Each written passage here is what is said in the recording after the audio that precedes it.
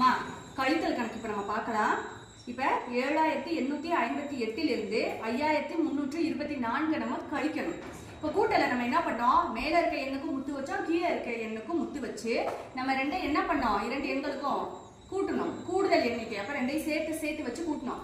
ஆனா கழித்தலுக்கு என்ன பண்ணிருக்கோம், மேல இருக்க எண்களுக்கு மட்டும்தான் நம்ம முத்து வச்சிருக்கோம், கீழே இருக்க எண்ணுக்கு வைக்கல. ஏன்னா கீழே இருக்க எண்ணை நீக்கணும். அதனால இப்ப நீக்கலாம் பாரு. 8 இருந்து 4 என்ன நீக்கணும். இப்ப 4 முத்துக்களை நான் எடுக்கிறேன்.